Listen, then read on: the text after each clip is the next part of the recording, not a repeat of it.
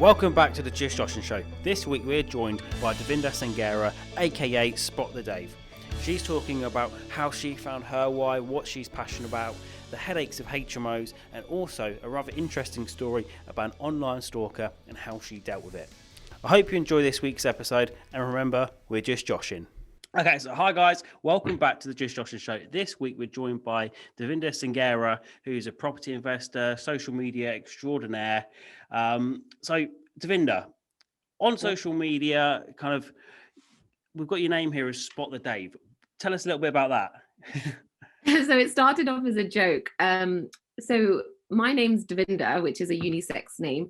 Most Punjabi names are, and how you can tell someone's gender is the middle name.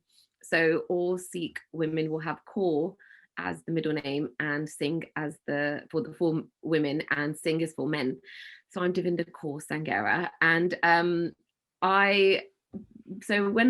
when you have boys that are called Davinder, I had a friend in primary school that I then reconnected with when we were at secondary. We were at different secondary schools, and she started calling me Dave because she knew some guy Davinder's called Dave, and it spread like wildfire. Like, she didn't even go to my school, and people in my school started calling me at sixth form. I went to university, and then when people started abbreviating my name to like D or Dav, I'd be like, no, it's Dave. If you have to be lazy, if you have to abbreviate it, it's Dave. And so that's basically how it happened. My cousins call me Div, which I hate because it sounds like Divhead. But when I have other cousins who follow me on social media and aren't part of like my close cousins crew, and they call me Dave, I'm like, that's really weird. Like, this cousin on my dad's side is calling me Dave, when all my other cousins call me Div. So yeah, I think it's just human nature to want to change, like, shorter names. So Dave stuck. That's been there since I was like 13, 14 years old. And then when I went to Brazil in 2015, so I'm like in my 20s now, I speak Spanish, but I don't speak Portuguese. But in Brazil, a lot of them speak Spanish, or they can we could have a conversation when they were speaking Portuguese and I was speaking Spanish, and my friend was like, it's like Spot the Dave, like, where are you? You just mingle with them. And we're at carnival, she's like, I can't find you just mingle with them, and like you just get lost. And there's a photo I took at the beach with like hashtag Spot the Dave, and Instagram was a thing then in 2015, but probably not because it is now. And there's like a photo of me lying on this beach, and that was the first time that Spot the Dave was coined. And then I think 2 years later I changed my Instagram handle to like Davinder 10 to Spot the Dave. And then I was like, right, I'm like monetizing on this, and like just made it into my brand. And it was a calculated decision. When I left banking in 2000, it was end of 2016, but I officially left in February 2017. I remember thinking a brand, and I remember thinking what I wanted to be. And I remember thinking three things, and I followed this account called Mum I'm Fine. I discovered him. It's this young guy, probably the same age as me, and he'd gone viral by putting Mum I'm Fine things, and he was all about travel. I'd been to about 50 countries by then, and I'm like, oh, okay, I'm a bit travel-y. So I thought I wanted to be travel, like social good. And I can't even remember the third thing. It wasn't property, it wasn't business, because I wasn't doing property then. So it was like travel, social good, because I was going to, like, I had a job interview in Tanzania for an NGO. And there was a third thing, and I remember writing this down and being like, this is what Spot the Dave is going to be. And I got like a fleece with Spot the Dave on the back, and a hat with Spot the Dave, which goes missing all the time. And then people, like friends, give it to me because they're like, you left it, at my apartment on a drunken night out. I'm like, okay, thanks. And so that was it. That's what Spot the Dave became, and it became the brand. And then obviously, like in property, where people are talking about brands, and obviously, as we know, like Tej has done like loads of talks, and he talks about branding. And I was already doing it before thinking about it being property. I was like, well, what do I want my brand to be? And I remember like the first thing I've ever had, it's upstairs. I got this gold lettering, and I got my mum to sew Spot the Dave on the back of this black pillowcase, and it was on the back of a pillowcase because the other side was gold sequins, and I love gold, so my branding was always going to be gold. And so that's where Spot the Dave kind of transformed into Dave, from a nickname to Spot the Dave to a brand, to then using it in property, and then just having things that said Spot the Dave on them. Yes, it's kind of really evolved over the years to being your personal brand now, several thousand followers. Do you think having that personal brand, even kind of unintentional to start with, has helped in the in your property journey and kind of getting investors and that kind of thing? Maybe not getting investors, but I think the name definitely, because it's easy. It's not like Davinder Sanghera, Yeah. you know, like not like Joshua Tarby is a handful anyway, but Spot the Dave is quite fun. You know, people go, oh, it's like Spot the Dog or something. And I don't even know what that was. Like, okay, but it's so easy. And then I remember my nephew seeing my hat and he's like, I want Spot the Elliot. And my niece was like, you know, I want Spot the Haley. And I'm like, yes, that's exactly what it is. Like, it's your personal brand. And I remember, like, you know, he's a good 20 years younger than me. He must have been like, I don't know, 10 at the time or even younger, or like 9. And he was like, yeah, I want Spot the Elliot. Get me Spot the Elliot. That's my brand. I'm Spot the. And I'm like, yes, that's exactly what it is. You know, you're your own brand. Yeah, absolutely. Kind of getting your own brand and just making sure that you're brandable, investable, people can relate to you. It's definitely important to get that right, isn't it? Definitely, yeah. So you mentioned you used to work in finance, you traveled a lot. Kind of, how did you actually get into property? Yeah, so by accident, really, I would say. So my granddad, my grandparents, who are like my biggest inspirations, I put them a lot on social media, and I think like a lot of people warm up to them as well. They have like they've lived a really good life. They both worked at British Airways for 27 and 32 years, and they travel prolifically. Like you can't keep them still. Even now, like they've got vaccinated, and they're like, you know, my granddad would be like, oh, we missed out on going to Bulgaria last year because of COVID, and I didn't get to go to India again. And, you know, that's what he talks about. That's what they talk about. And that's what our conversations around the dinner table are. And they have property. You know, and I've always known this. I've been to them once, but I was always aware because I knew my granddad was like, oh, I've got to sort out the gutters or this is happening. And I'd hear it in the family home. But I've never been involved. Even now, I don't get involved with his properties and he doesn't get involved with mine. Like he runs his business and, you know, I run mine. It's so funny because I was telling a friend this who helps her dad and she's like, you've never been to your granddad's properties? I was like, I think once. I went and he just asked me to come along and I was doing nothing. So yeah. But no, we're like really independent. So my grandparents being really independent, have their own kind of life and they travel a lot and they have property. And I was like, oh, everyone does property. And you always hear about it, Indian uncles and Indian aunts, you know, in the family, or this person's got this many houses. And you think, oh, well, it's allowed them to lead a life that I quite want to lead. Like quite aspire to be like that. So I aspired to be like my grandparents. And I think that was it. So when I was in banking and I realized, you know, the grass isn't greener on the other side. And I think also like when I was at university, getting to, and this was like, you know, pre-crash. So I went to university in 2006 and graduated 2009. So everyone in my year group was like, you know, investments and finance and Goldman Sachs and Morgan Stanley. And, you know, I was amazing at doing these numerical reasoning tests, awful at the verbal reasoning tests. And my mates used to get me to do their verbal numerical reasoning tests so that they could get, and I'd get in, you know, and I'd always done it. Like I'd won maths awards and been a mathlete at school. So I was really good at the numerical reasoning. And so I would apply for these jobs. And then just kind of fell in, like it just seemed like the natural course because everyone was doing it. Everyone was applying for finance, banking. I applied for the Big Four. I got an internship for the Big Four. I had the graduate job offer lined up with the Big Four. I didn't get it because I got a 2-2 in my maths degree. I didn't say the right things to the senior partner in the because I went for lunch with him, and you know, and I remember thinking, oh, shouldn't have said that. I should have said this, but it is what it is. And you know, my path took me down the banking route because that was what I thought I was. You know, that was like the top echelon of someone from my background, from a working class immigrant background where I qualified for free school meals and I got £30 EMA when I was at doing my A levels, could aspire to. Like that was the top, you know. And then actually when I was in banking and you know, I spent a year in New York and then I came back and I ended up on the trading floor. Like everyone aspires to be on the trading floor. Like there's banking and then there's the front office, right? And I'm like, oh my God, I'm here. And then I wasn't a trader, I was on the I was an analyst, I was on the analytical team of a trading desk of the LIBOR setting desk and also the treasury desk. And so and then I got moved to the trading team and I was a trader. And I'm like, wow, I've accomplished it all. I've got there, you know, like that's it. I've got there. And then it was like, is this it? This is the top. you know, like, this is Wolf of Wall Street, this is what people aspire to.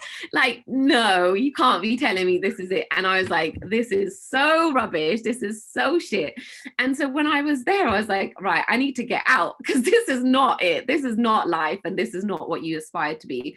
And so I just didn't want to work, you know, 10, 11 hours a day behind 6 computers. I had 5 computer screens. And to be honest with you, Joshua, I just didn't get it. I wasn't very good. I mean, I must have been good because I survived for like 5 years, but the way that I feel in property, and the way that I just get it, and the way that I can like take things that are being said by people, whether it's the government or things in the budget, or, you know, an announcement comes out, and I will consume that data and I will make the decision, and I have that foresight, and I won't even need to ask or speak to 5 brokers or 5 solicitors. I'll just have this like opinion in my head, and then it will transpire three months later that I was right to have made that choice, or to have that calculated opinion. And so, for example, it's like, one basic example is when the government came out with that you could put your mortgages on hold for 3 months. Yeah. That sounded like a brilliant idea. And I was like, why would any investor do this? If you're buying, do not do this. Like, you know, and I was like, and I'm consuming all the things. And I was like, no investor should be doing this. But obviously, like, I'm a little bit unconfident because I don't really know. And some brokers were saying to everyone, okay, you should do this. And I'm like, no, I am refinancing with the same lenders. It's basically like me going to somebody saying, hey, I can't pay the interest on the loan that you've given me, but how about you give me another £220,000 loan? You know, like, it just didn't make sense. And I broke it down. I'm like, if I went to my dad or I went to my best friend and I said, look, can we put our interest payments on hold, but give me another like 50 quid? Why would they do that? And it just didn't make sense. And then it transpired that investors shouldn't have done it. They shot themselves in the foot. And I was like, of course, like, what idiot wouldn't have thought this? But honestly, Joshua, like, as I've lived my life, and even certain things have happened like socially, nobody has the ability to forward plan the way that I think on a macro scale. I never think micro, always think macro. And this is one of, you know, we quickly talked about this. This is why I don't mentor or sell another service, because I'm always thinking of the macro. And if I did the small micro things that might help me in the short term, you know, I might earn 20 grand, I might earn 100 grand, you know, and I've earned over 6 figures from project managing and sourcing, but it's not my truth. And it distracted me from my bigger goals, and it stopped me from doing the thing. So I might have made the 6 figures in something else, but I didn't make the 7 figures elsewhere. You know, and unless it's your truth, unless you're passionate about education, you're passionate about mentoring, and you're passionate about online platform and running HMO courses, do it. And if it's your passion, if you're doing it for the 6 figures, you're losing out on somewhere, because there's somewhere that is your truth, that is your passion, that's lacking. And those will be the 7 and the 8, and probably the 8 figures that people will lose out on. And that's why I'm always thinking macro, and I don't go for those little, like, you know, short wins, because I'm always thinking of the big macro things. Yeah, 100. It's so easy for people to get distracted. You mentioned kind of only doing things you're passionate about. So what is your passion? Yeah, so a big thing that I've always been thinking about is like sustainability. So before I went into banking, because I graduated in 2009 and it was like the crash, and I got my job taken away from me, my graduate job that was lined up with Deloitte, there were like a lot of things that were going on that was open to graduates. So you had to like tick some boxes, and I ticked all of them. You know, you had to be from a low income family, I think being like, I don't know, an ethnic minority, probably a woman or something. I ticked every box, right? Yeah, I had like, or maybe have had like a full student loan, was probably one of the criteria. So I went on to Rally International in 2010, which is basically like, you go for 10 weeks and you have 3 things that you do: an environmental kind of section, an adventurous section, and a community section. And it's quite a prestigious like charity, I would say, that pairs up with kind of like volunteerism. I think Kate Middleton and both Prince William did Rally in their respective gap years before they'd met each other, before they went into university. And so I went into Rally International, and that like blew my brain, because the community section, we lived with families in Nicaragua, and they were really, really poor families. And I remember that like thinking, I'm so lucky in my, you know, home. Like when you're in London, there's always somebody that's and not even London, anywhere, there's always somebody that's smarter, faster, prettier, skinnier, more intelligent, more successful, got more likes on Instagram, got more followers, Yeah. making more money than you, right? There's all, and you probably know it because you're an accountant and you see it, right? Probably see it with your clients as well. And you're like, damn it, you're making that much. And Yeah. I get it, right? And I love what you do. And so I'm so excited that you asked me to be part of your podcast. But like, I'm sure you see as well with other accountants, and you see what others are doing, and you see maybe what other creators are doing. And you have that creator element. And I think it's human nature to compare. And so with like when I was in Nicaragua, like I realized like actually I should be grateful for those things. And in London I'm always comparing, but there's this whole world that are so happy with what they have, and a they don't even have a bathroom. They shower outside, and the kids sit on the floor. um the kids sit on the floor, asleep on the beds. And like I was so humbled by this. And when you start reading into the stats, more of the world live like that than we do, right? Yeah. Than we live. And although it took me, even though I'm Indian and I would go to India and I would see poverty, even though it took me like out of when I was 22 to go to like Nicaragua and Costa Rica to realize this, like in my head it's always been doing something like sustainable or in community. So when I wanted to leave banking, that's all I was thinking about. And it was like international development. I want to make an imprint on international development, whatever that could be, right? And that could be like sanitation in the it could be sanitation in like whatever, like in villages that don't have water sanitation, or it could be providing like healthcare to women that don't have it, or education to kids that don't have the ability of education, or bringing water or services into an area, because as we know in England we're connected to everything with electricity and stuff. So so basically like I just thought of these things and I thought this is what I want to spend my time, energy and resources on. And although I'm still not doing it now because I've been caught down the property rabbit hole, it's still something I think about, and if I break it down into a smaller scale, when I think about sustainability, it's like plastic and waste. I think about waste management so much, I can't even begin to tell you, because I think when you realize that as civilization, we evolved as humans when we stopped basically pooing where we eat, is where we separated disease. And if you look at society and how it's evolved, it's when we stopped doing that. And even like if you think in London, like when there was disease and people used to throw their stuff out the window and the River Thames was overflowing of gunk, like our ability, our place as humans to like really increases in civilization is when we stop doing that.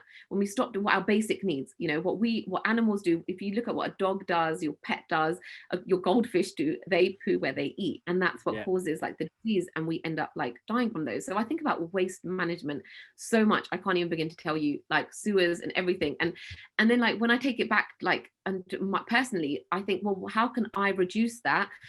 So with like plastics and consuming less single-use plastics, or doing things in a more sustainable way, and like being in the circular economy, or just being more minimalistic, and actually like being so grateful for the things that I do have, that when I do go to those like and see those people that are living on so much more less than we are, the suits and the Rolexes and the cars, they don't matter.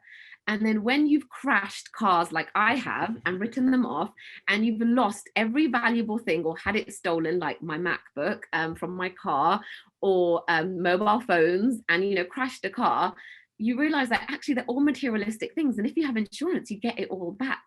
So as long as you have the insurances in place, like it's fine. And when I like wrote off my car in April last year during a pandemic in lockdown, it just transpired that we ended up getting 10 grand back, because there were two insurances. There was the insurance and there was the gap insurance. Now this was not planned, like I do not advise anyone to do this, but it just happened. So I thought with that 10 grand, I could buy the 30 grand car, which I did 3 years ago, and pay like the monthly thing, or I can buy a cheaper 10 grand car because I'm always hitting it.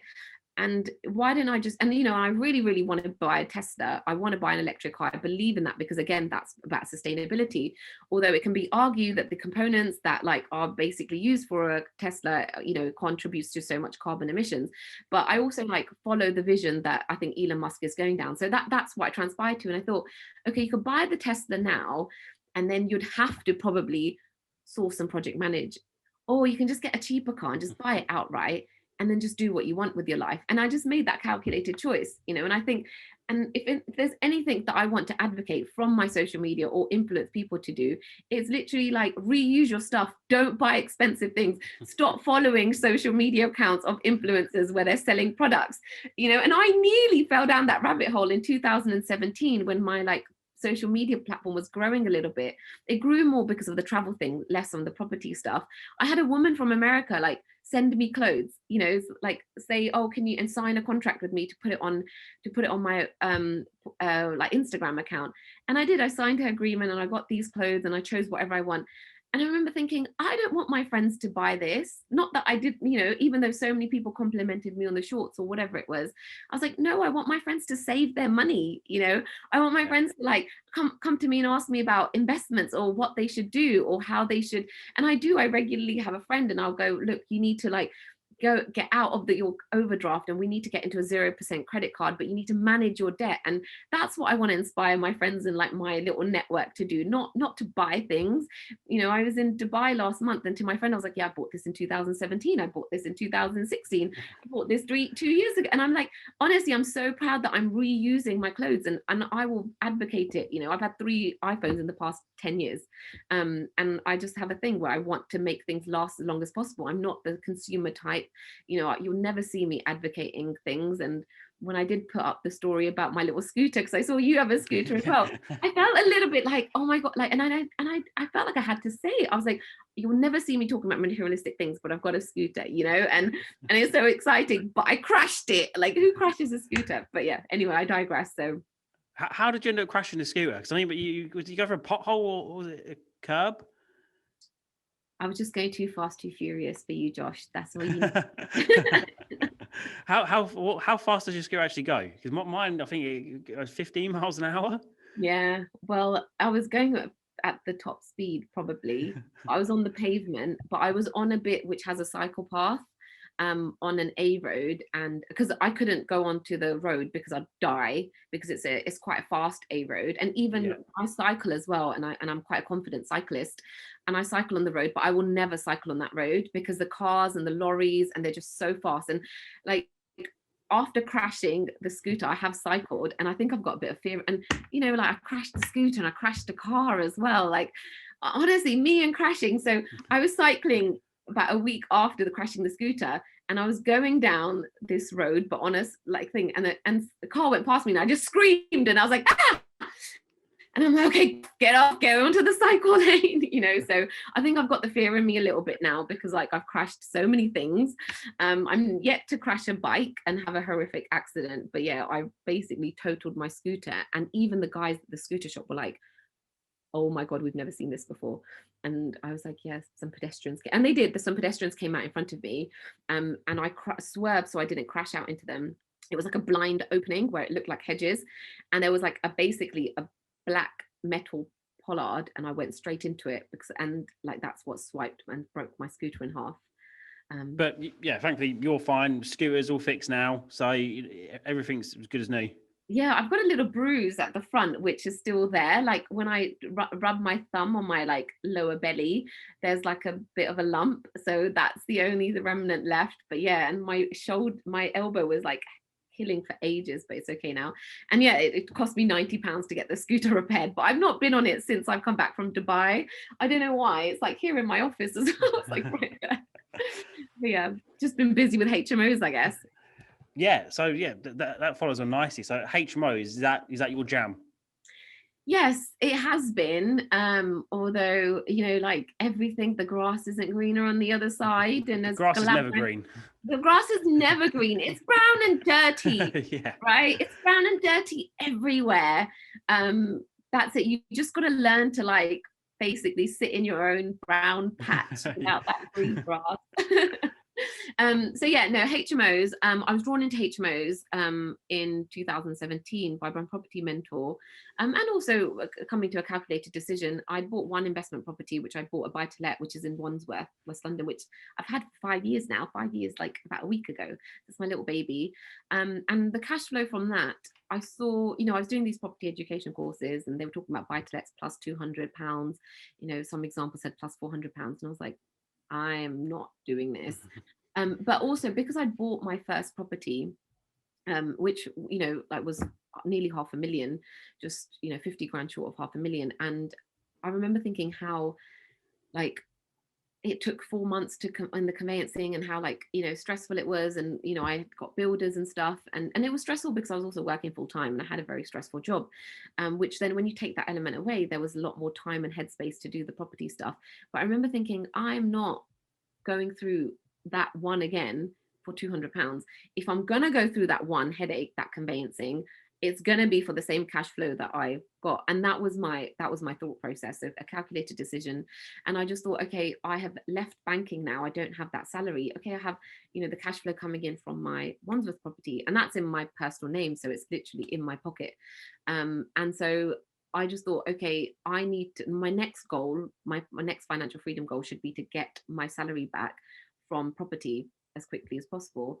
And so that it just seemed HMOs were like the kind of avenue to go down rather than buy lets. But obviously what nobody talks about at the time is the amount of mental energy and headspace that it consumes, and that HMOs, although they're cash flow positive and really cash flow positive, it's also because it comes at the cost of it being, say if you have a 4-bed HMO, it's 4 times a buy to let. If you have a 6-bed HMO, it's a 6 times a buy to let.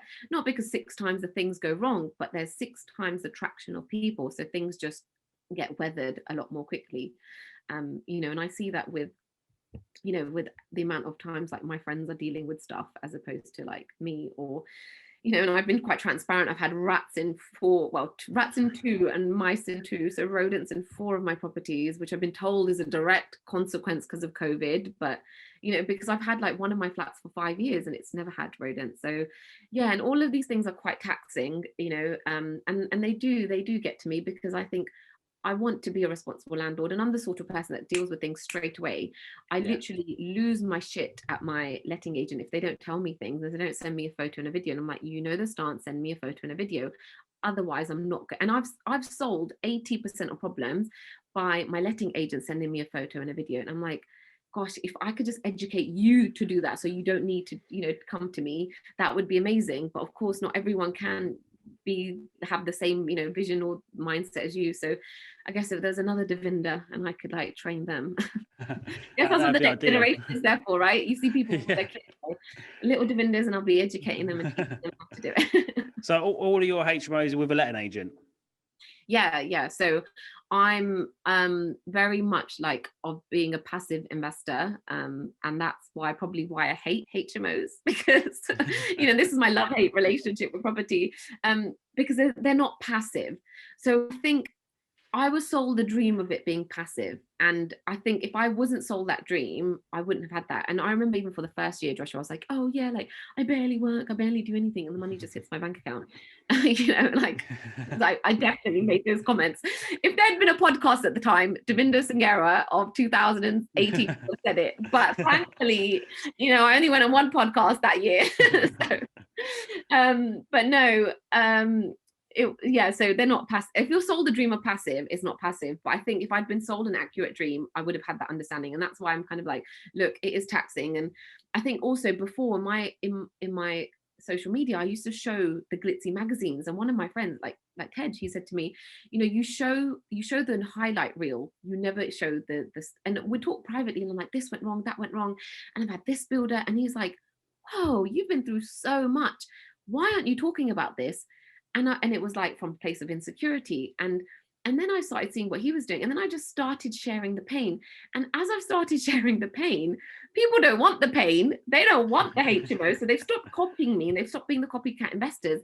And I've attracted investors that just want to lend me money passively.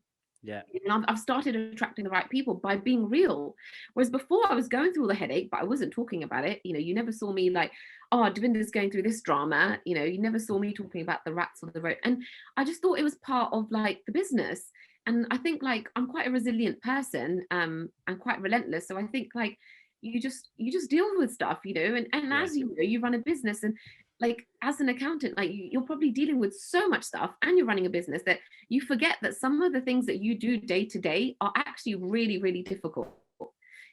And when you start talking about them, it's those people that are like really like looking up to you, or like thinking, oh wow, Father Taxmas, he's well creative. And then you start talking about the things that you do daily, and you share your personality. And I saw you do it a little bit. Like that's when you start vibing with people on, and that want to like actually be involved with Joshua Tarby, not JSM Partners, not the brand, and Yeah. like actually you. And that started happening. So when I started sharing the pain, the investors started coming that only wanted passive returns rather than the copycat investors, because Davinder was too busy sharing her numbers and the highlight reel and the glossy magazines and never talking about everything that went wrong. Yeah. So kind of on social media now, you kind of share it all.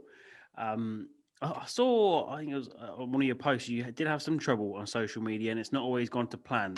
Talk to me about that. So I had a social media stalker. I've shared the story openly in a previous podcast that I did with Dee Ludlow. And yeah, like it was something that happened. Well, it started in 2014. Maybe it's the summer of 2013. And then it was just someone that like had found me on social media via one of my best friends, really. She's this beautiful, beautiful woman. And so she gets a lot of attention on social media, and she'd always had, even before Facebook, when it was High Five and Bebo. We talked about this recently. She was getting all those hits, and she's such a beautiful, and she's got such a kind heart as well. So I can see the attraction. And there was a photo of us, and he's saw me but thought I was the corrupt one because I had this red hair and a lip piercing. And there's photos of me, and like they still are. I'm not ashamed of that. As Davinder in her 20s, of me in like skimpier clothes and bikinis and stuff. Not that I would do that now, but if I am wearing a bikini and I'm going to put a post, I'm also not going to hide it. So Yeah. I think I was just being like, I'm trying to be a bit more real rather than like just the traveling and like skimpy bikinis and stuff, and how skinny I was in like about 4 years ago. But so he'd kind of like got attracted to me, well, found me, and it wasn't attraction then, but was hate. And it started with hate. And then as he went down this rabbit hole, and everything's on LinkedIn, he was like, oh, you're not the corrupt one, you're the intelligent one, you're the one that did maths and went to everything that's on my LinkedIn. I went to Royal Holloway, and you've got a degree and you work in banking, you've got to be the star one. And then he's like, it turned this kind of hate turned into infatuation, which turned into attraction, which turned into like you know psychotic behavior. And there was like a course of events that happened, and one of the last incriminating thing, he sent an 80-page letter to my family home. And I just, I got scared, and I told the police. And I always told the police, I had them on speed dial. I was on like, Yeah. I was like, Nicola, this has happened. Like, I had their phone numbers, to the point. I even this to you actually before we jumped on. I actually emailed her yesterday. I emailed her yesterday, sending her the podcast and the YouTube thing, and being like, is it okay for me to share this like on my platforms? Because I haven't done that yet. And so I was on speed dial with the detective, and and they were really lovely. Like, I feel like I really did get a lot of support from the police, to be honest. And so, the last thing that he did with the 80-page letter was so incriminating, it put him into prison for 6 years. And that's something that he did to himself, So Wow. it's his actions. He did that to himself. He sent a letter that was threatening. He had substances in his house, and the last thing I didn't need to even go to court for. I was just being made aware of the things that were happening in the background, and the police had all the evidence that they needed, and my statements and stuff. So yeah, so that's been like a really like difficult thing to kind of process, and like quite a traumatic event. And from that is one of the reasons why I didn't used to post on social media, because I remember I was in property, it was 2018, and I'd just come back from two of my HMOs, my first two HMOs. And I remember thinking, first of all, I kind of knew how he got my address. And as an accountant, you can probably clock it as well. And I thought, oh, I know how he has my address.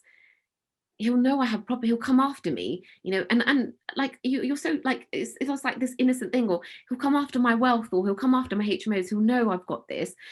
And I think like I've heard stories in the family, and you know, and they sit in your head where, you know, when like brothers and sisters after a parent dies, like start fighting in the family, and they start going after each other's wealth or something. So I had this in my head, and I'm like, he's going to come after me, and he's going to come after my HMO, so I can't talk about what I'm doing, you know. So I had this kind of like love-hate relationship with social media.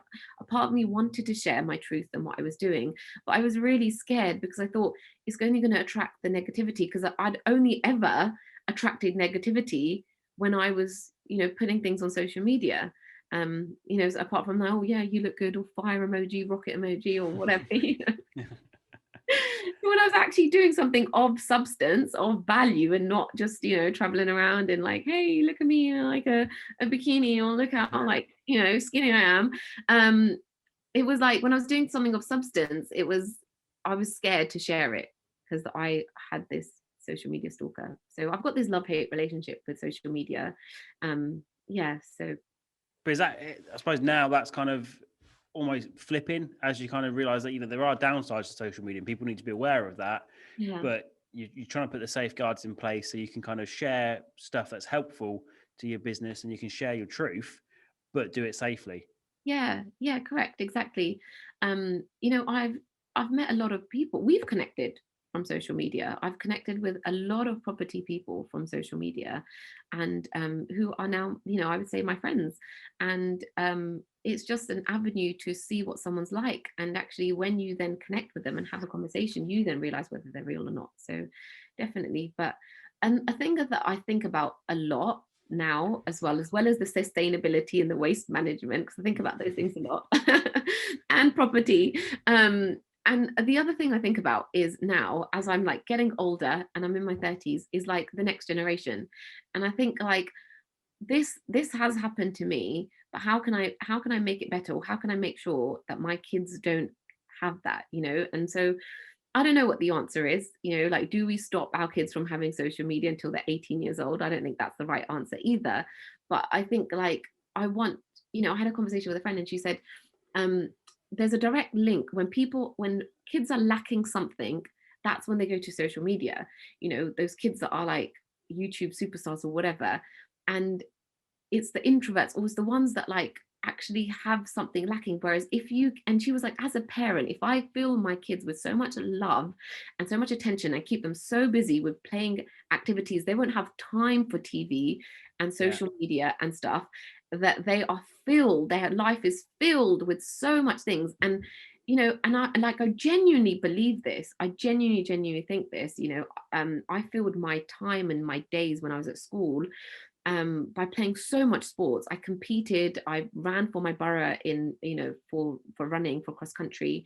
And so, yeah, I think like I did those things, and I love those things. And I want to make sure that my kids find out something that they're passionate about, whether it's running or playing an instrument, or, you know, like a sport or something that, you know, like an activity that they can Yeah. just be like really like thankful. And that's what I think about a lot. You know, I think I was doing circuits in Dubai, and I was on the balcony, and I was like, you know what, I'm gonna make sure my kids do this with me. You know, I'll be doing the circuits and they'll be running around.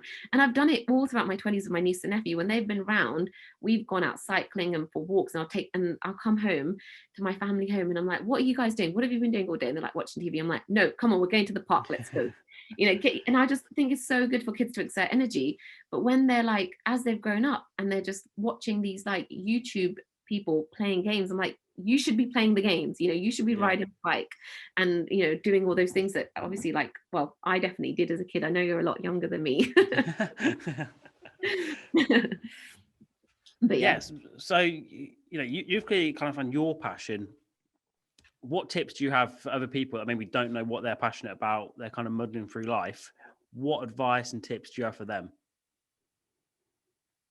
Yeah, so that's a really good question. I think people always, you're always going to be attracted to the thing that you're interested in, whatever it is. So I'm going to give a complete range of different things. One of my best friends is amazing at cooking. She's been cooking gourmet meals since she was a teenager, and that's her truth, that's her passion, you know. And so she set up like a little pre-COVID, she set up like a a cooking thing where she was selling like her food at a market. One of my other friends is amazing and is so into makeup, right? Like just knows all about it.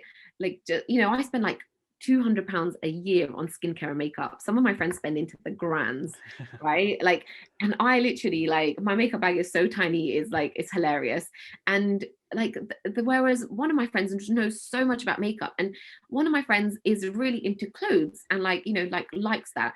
And I think, like, if you can find the thing that you're attracted to, whatever it is, like if it's someone playing a guitar, you know, if it's someone doing ballet or someone dancing, then do find that truth. If you're attracted to somebody, you know, like a lot of people in property um will say that, oh, look, like I've been watching Homes Under the Hammer since I was this years old, or I've got it from my dad. I was never ever like that.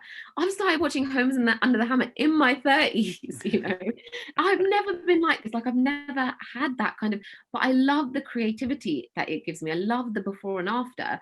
And that's what I love, you know. I openly, like, I'll talk, I don't want to build from the ground up. I don't, land doesn't excite me, developments don't excite me. I love the idea of renovating like a church or a pub or something with such historic significance, something that was already there, you know. And that kind of falls with my sustainability values as well. Like, Yeah. it's like repurposing things. I repurpose things all the time, to the point where even like some property friends are like they'll share something and I'll put a comment. They're like, all you ever talk about is recycling. Like, you repurpose everything. You know, she must have put, and I was like, oh yeah, I'd frame those and put them in a frame and put them up in my HMO. She's like, oh my God, like that's all you ever talk about. And it's true, that's all I think about. It's the thing that's in my head. I want to repurpose, you know, I want to redesign. We don't need to like throw things away. We can create, like, change them. So I think for somebody, like, you'll know what your passion is, right? Like, whether it's cars or it's watches or whatever, ideally something that's not very, very expensive. You know, like that clothes thing is probably going to like break the bank a bit if you're really into clothes or high-end watches and stuff. But yeah, maybe there's a way you can make a business out of it. So follow your truth, whatever that thing that you're reading about. You know, I read about climate change so much. I watch like plastic programs so much, waste management. You know, like, honestly, so much is disgusting. That's all like I'm reading when I'm going through stuff. I don't even read like property news or budget stuff, because I know somebody is going to do a YouTube video and break it down for me, or someone creative like you is going to, you know, consume the budget stuff in a way better, a way more informed way. So I'm following you. I'm following the creatives. I'm following like the Ranjan Bhattacharya's and the property sisters and Helen Chorley and Ruth, who are coming out with these videos as soon as something happens, because I want, they're the ones that are like, you know, you're so hot onto it. You consume the data first. I will consume it secondary. And as we know in property, it's not like trading where I was in banking, where I needed to know, like, when something happened, I needed to know it then because it made a decision. I can consume the knowledge a week later and I'd still be okay. A month later, 3 months later, you know, I need to consume the knowledge as and when I'm making a decision in my business, which, as we know in property, it happens quite slowly. So yeah, I consume such less property, Zoopla, Rightmove data, because I'm not really that passionate about it. You know, I'm so much more passionate about like climate change, sustainability, like plastic, how I can make a difference in the world and how I can influence other people to make a difference in the world, and the circular economy, way more than property. I want the creatives like you to consume it and then tell me, and then I'll understand it in a easy way, you know. Yeah, absolutely. Kind of synthesize it and just give you the main points that you need to know. And then I'm sure people that are interested in the kind of climate change and the eco stuff, that's exactly where you come into it. People that basically do what they're passionate about and then spread that with others. Yeah, so I think, going back to your question, like, where should people start? Like, just follow your passion, just do the thing, and then try and see how you can make it into a business or how you can earn money from it. And in this age of internet, you know, like the internet of things, you can earn like 7 figures from just your passion when It's you literally are never been passionate. easier. Yeah, exactly. And I where I see people fail, and where I've failed, yeah, and I've failed completely, is where I've tried to follow what other people were doing because I thought that's what had to be done. And then I've got really disgruntled by it and really like upset, and it's like really, you know, weighed on me, on my mental health, and you know, I've just got miserable about it. Now, one thing I think about a lot, which I never used, and it's weird that Davinder of 2021 thinks about this, which I never used to. You know, if Davinder of 2018 was like, yeah, money borrower, and I still am a money borrower, but I think I pay £30,000 a year just on interest to my angel investors. They are winning, they're winning. So I'm like, that is going to be me. I want to spend 30,000 a year investing in either crypto or index funds, Yeah. even if it's not property, because as we know, in property you need a bit more than £30,000 a year. So if I can just do that, that's what I want to do. Or if I can use that interest to set up a sustainability business, even if I have a 5-year goal and I break it down, okay, 1 year will be index funds, second year will be crypto, the third year will be a sustainability business, fourth and fifth, maybe I'll put it towards a property. Or I'll lend out the money and I'll earn the interest that my investors are like, getting from me. So I'm a money borrower now, but I really, really do hope to be a money lender. And I do talk about this quite a lot as well. Yeah, it all flows in at the end of the day. It's all connected, everything you're doing. So I suppose our last question on the show is, if you could send a text message to everyone in the world right now, what would it say? Wow. Gosh, I'll definitely have to think about it. Like think about a long worded one, but a quick one. Oh, I don't know. What would you say? What would you do? I'm not sure. I'm asking the question back to you at the podcast. The interviewer gets asked the question back. This is a really good question. I need to phone a friend, ask 5 people. This is like when I'm ordering like dinner. I'm like, I have to be the last person because I need to know what all of you are ordering, so I don't get FOMO. Oh, I don't know.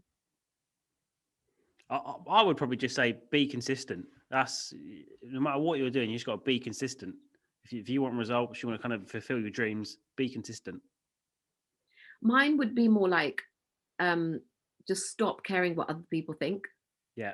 So in my culture, my mum said this to me the other day. I'm 33 years old, and my mum said this to me the other day about my fiance as well. He was downstairs and I was upstairs, and she went, "Don't do that. What would he think?" And I'm like, "He loves me. He's my fiance."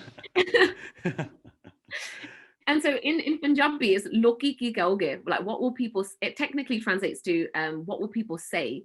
But in my culture, I've grown up with this phrase of what will people say, what will people think, that you are so obsessed with other people's opinion of you that you don't live your truth. And I've seen it so much. I've seen it in my family, I've seen it with my friends, I've seen it in myself. So I would just be like, just stop caring what other people think and just do you. And I cared so much about what people thought of me that I stopped it from, living my truth, whether it was posting on social media, whether and that was one of the reasons when I was posting about property. I remember thinking, oh, my cousins and my aunts and uncles, they're going to follow me and they're going to see this. And it's so funny, like the granddads in my family now, who are like, my parents' age, in their 60s, 60s and 70s, I'll see them at family events and they're following me on Facebook. And they go, "Oh, it's really amazing what you're doing." I was like, and I'll go, "Oh, thank you, like Babaji, that's so nice."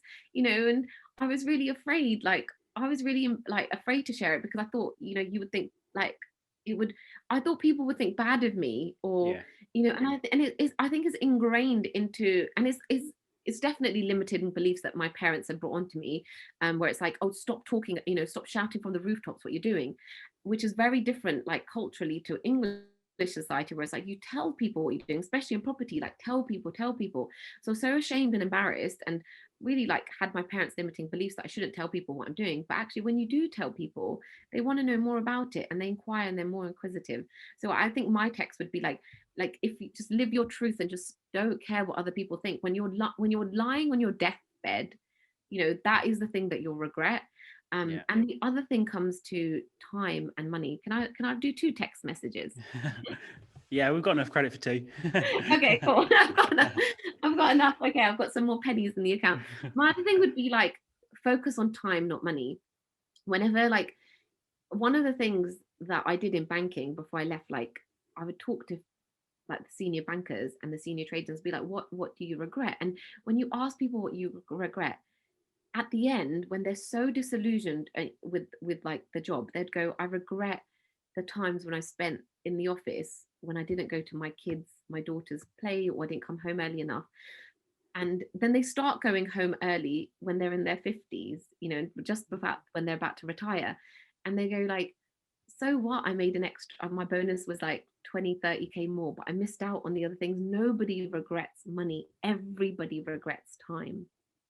And this is coming back to like when, you know, people don't follow their truth, and then they mentor, they're like running online courses, and they're like, you know, selling a piece of mentorship or a mastermind. It's not your truth, and you're selling it because you're so obsessed with the money. But if you forget that that's going to consume 5, 10 years of your life, and you might miss out on those amazing opportunities, you might miss out on meeting your partner, on having those kids, you know, and you'll be like 40 years old with no kids, and like, and just unhappy because maybe that's your truth and you wanted a family, right?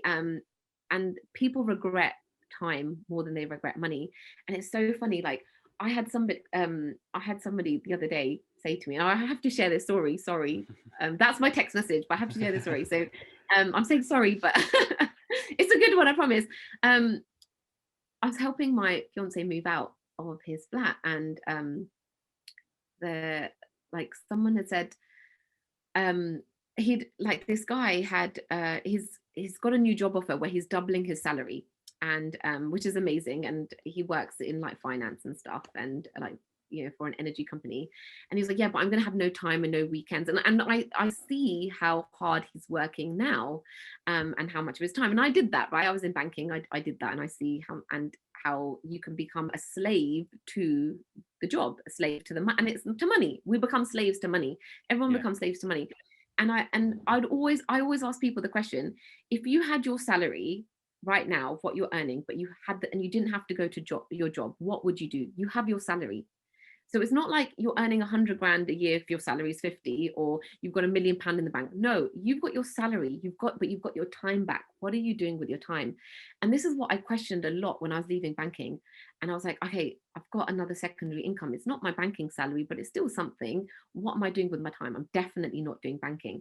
And when you ask like people that question, and so this guy went, and he said to me, he went, yeah, but I'll probably earn more than you. This is what he said. And I went, nobody regrets money. I went, well, talk to your grandparents, talk to your parents, talk to the senior traders at your desk, and talk to anyone older than you. Ask them what they regret. Nobody will say to you they regret money. Everyone regrets time. They buy the money for the things, for the Rolexes, for the cars, for the scooters, you know, and I've done it for the iWatches. And this is not a dig at anyone. I promise you, it's not a dig at anybody. Like I've done it, and I've had the Louis Vuittons, and I've still got the Louis Vuittons. It's more like, if that's the thing that we value, it consumes the headspace of the things that we should really be valuing. And so he snapped at me, and he just went, yeah, like, but I'll earn more than you. And I went, but I can spend 12 months. And I said this, I went, I can spend 12 months of the year traveling and doing whatever I want with my time. You can't do that, because I've set that up.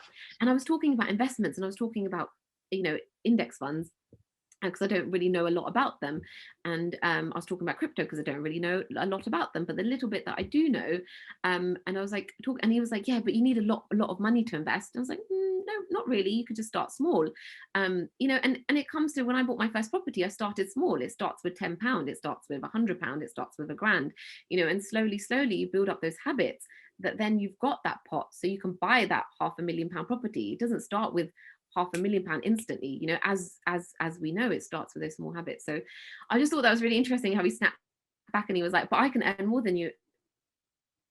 And I was like, but I've got all of them in the world to do whatever I want, and you're a slave. So that's what I would be like, you know, it's focus on the time, not the money. And when you focus on the money, you will take away from things. You'll take away from your truth, from finding that partner, or living your truth and your passion, because you're so focused on the time, and you become a slave to your mentees, to the online course, to the content. Someone makes a bad review, it really upsets you. Yeah, because you weren't supposed to do that. It wasn't your truth. You know, you sold it in a way, you sold the dream in a way, that somebody else couldn't learn with the way that you were delivering it. And I get that, because my dad is super intelligent, could not teach me maths, you know, would always like try to teach me maths and couldn't teach me it. I just couldn't get it. And I think I'm stupid, I'm the dumb one. No, it was the way he taught me it.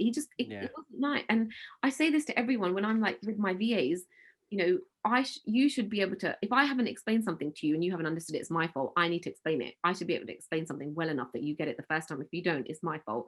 So, and whereas I think like I grew up with this, like, again, limiting it was probably a limiting belief that my parents projected onto me, that I was stupid because I couldn't understand this maths thing because of my inability to understand it in a way that it was being taught to me. And I think that happens a lot.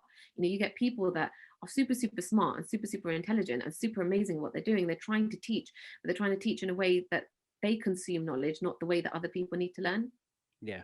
It's often the smarter you are, the more difficult it is to teach, because you've got your own set way of learning. It's difficult to explain it as a normal person. That's definitely what I found. Yeah, this is why I love what you do when you like break down your little things that your little skits and your creativity stuff and your Father Taxmas. I love it. Like, you just break down something that's really complicated that a lot of people struggle with, and you break it down in a really easy, fun way, and you make it like easy to digest, and that's why I like look up to creatives and people like you. Like, you're the intelligent ones that I need to break it down for me. When the budget happens, I want to consume the data, the knowledge that you've consumed in a secondary way, because you'll explain it in a way that I understand. I'm not the teacher of that. So I follow a lot of property people who are amazing at that, and that's their truth, and I love it. I love consuming their knowledge and the way that they explain things. So yeah, carry on doing what you're doing. Yeah, I'm really enjoying I it. definitely will do. No signs of stopping yet, that's for sure. But thank you very much for joining us today, Davinder. It's been an absolute pleasure. For people who want to learn more about you on your social media, how can they get in touch? Yeah, I'm quite active on Instagram. So I'm Spot the Dave on Instagram, and that's probably like the best platform to catch me on, to be honest. I reply quite a lot there myself. So yeah, that's the best one, Spot the Dave. Perfect. We'll put the link to that in the show notes. But thank you very much for joining us. So I hope you've enjoyed this week's show. If you have, please do leave us a review on your chosen podcast platform. And remember, we're just Joshin.